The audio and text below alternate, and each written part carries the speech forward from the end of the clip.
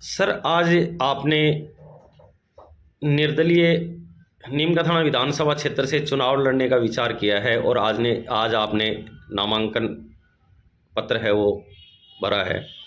तो इसके बारे में कुछ बताना चाहेंगे, क्योंकि आप पत्रकारिता के क्षेत्र में वरिष्ठ पत्रकार माने जाते हैं नीमकाथाना के अंदर, और आप पत्रकारिता के क्षेत्र में बहुत बड़ा नाम लेकर चल रहे हैं साथ में। तो ये आपके मन में विचार कैसे आया सर कि आप यानी विधायक चुनाव लड़ेंगे नीमकाथाना तहसील से? श्रीमान जी, मैं नीमका थाना तहसील से चुनाव लड़ने के मेरे मुख्य 4-5 कारण हैं। मैं कई गाँव के अंदर गया हूँ, वहाँ की दुर्दशा देखकर मुझे रोना आता है। कारण है वहाँ के जो गाँव की हालात है, वहाँ पे पीने का सही तरीके से पानी नहीं है, वहाँ लाइटें नहीं है, वहाँ रोड नहीं है, कई ढाणियाँ ऐसी है जिसमें आप पैदल नहीं जा सकते। मैं वो खबर भी चलाता हूँ, लेकिन उस चलाने से इन नेताओं के कोई फर्क नहीं पड़ता, क्योंकि ये जो नेता हैं सिर्फ भूमाफिया और सिर्फ अपने स्वार्थ के लिए जीते हैं, क्योंकि इनको सिर्फ पैसों से मतलब है, जनता से कोई लेना देना नहीं है। मैं इसलिए चुनाव लड़ना चाहता हूँ क्योंकि हमारे जो महिलाएं हैं बहुत पीड़ित हैं, जो आज महिला पुलिस में लगाई हुई हैं, जिनके रवि कुमार जी भी मेरे साथ बैठे हुए हैं, उनको कुछ नहीं मिलता, मानदेय कुछ नहीं मिलता। हर 15 दिन के अंदर फोन करके कह देते हैं साहब आपको अभी मीटिंग है, आना है। क्यों भाई? आप उनको तनख्वाह दे रहे हो, उनको पैसे देने चाहिए, उनको उनका जो भी मानदेय है उनको देना चाहिए, जिससे उनको रोजगार मिल सके। राजीविका में लगा रखा है, राजीविका के अंदर भी ये हालात है, राजीविका के अंदर भी उनको कुछ नहीं मिलता है, सिर्फ उनको परेशान किया जाता है। तो इस परेशानियों को लेकर मैं चुनाव लड़ना चाहता हूँ। आज होमगार्ड के अंदर 2006 से मैं संघर्ष कर रहा हूँ, मैं होमगार्ड से महामंत्री पद पे भी हूँ।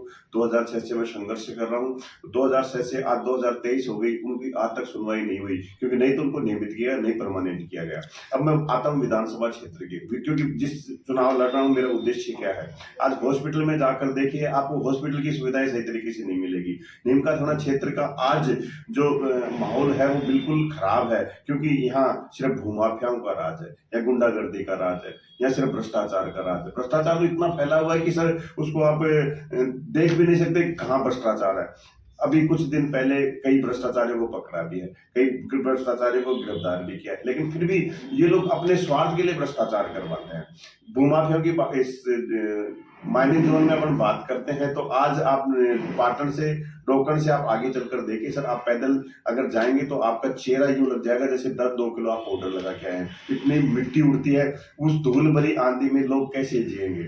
उससे इसलिए हमने चुनाव लड़ने का फैसला किया है। सर, आपके सामने, क्योंकि नीमकाथाना विधानसभा क्षेत्र से बहुत अच्छे अच्छे दिग्गज नेता खड़े हैं, तो आपको लग रहा है कि आप चुनाव निकाल पाएंगे? सर, प्रयास करने से कुछ भी हासिल कर सकते हैं।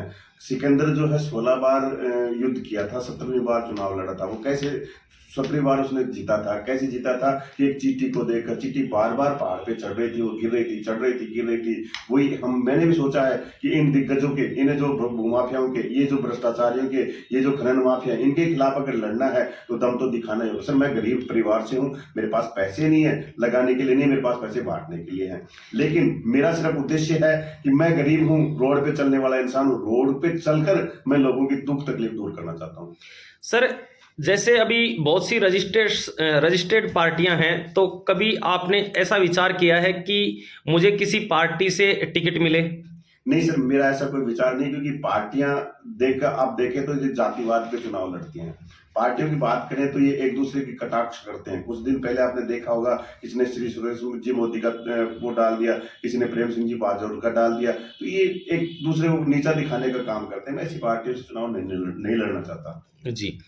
तो अभी क्या रणनीति रहेगी सर? आज आपने अपना नामांकन फार्म भर दिया है, और क्या विचार चल रहा है आपका? श्रीमान जी, मेरा उद्देश्य है सिर्फ मेरी जो पत्रकारों को यहाँ पे नीमका थाना के अंदर कॉलोनी दी जाए, पत्रकारों को एक अलग से व्यवस्था की जाए, पत्रकारों को एक जो इनका मानदेय है इनको दिया जाए। कारण है, पत्रकारों को दिया क्या जाता है? पत्रकार सिर्फ एक सेवा करते हैं, इस सेवा का इनको लाभ भी मिलना चाहिए, इनको जो इनकी तकलीफ है उनको दूर भी करना चाहिए। पत्रकारों को गाली गलौज और इनको बुरी दृष्टि से देखा जाता है जैसे ये कोई हमारे नौकर हैं।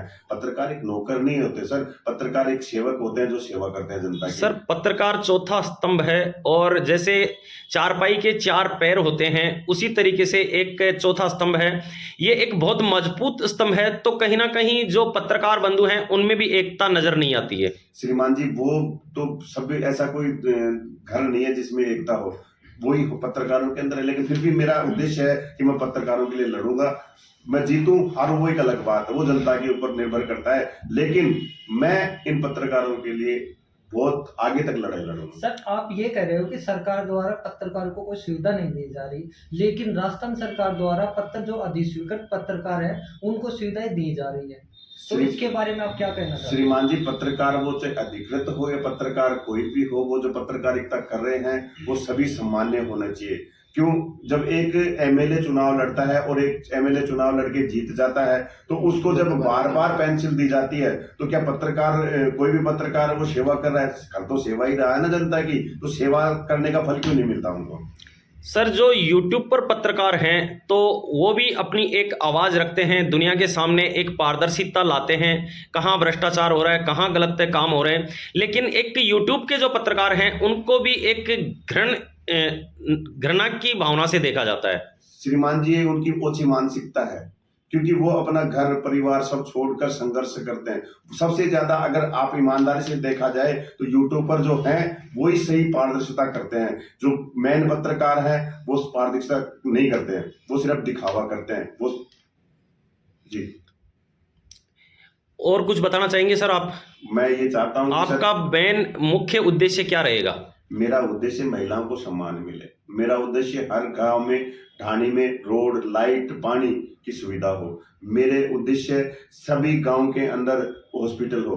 मेरा उद्देश्य पंचायत स्तर के ऊपर एक बस स्टैंड बने जिससे महिलाओं को आने जाने में, आम नागरिकों को सुविधाएं मिले। मेरा मेन उद्देश्य है हर पंचायत स्तर के ऊपर एक स्टेडियम बने जिससे बच्चे आगे बढ़ सकें। मेरा उद्देश्य है युवाओं को नौकरी मिले, जिससे कि आज सबसे बड़ा रोना ये होता है सर कि इस नीमका थाना क्षेत्र की नहीं, पूरे राजस्थान की अपन बात करें तो आज हर एक गाँव के अंदर 100 से 50 लड़के कमारे घूम रहे हैं। कारण कि उनको नौकरी नहीं मिलती, उनको रोजगार नहीं मिलता, इस वजह से वो उनकी शादी नहीं हो पा रही। इस शादी का जिम्मेदार आखिर ये सरकारें हैं, क्योंकि इनको पूरी तरह से नौकरी अगर दे दें, गांव का विकास अगर हो जाता है तो इनकी शादियां भी हो सकती है, वरना कमारे मरेंगे।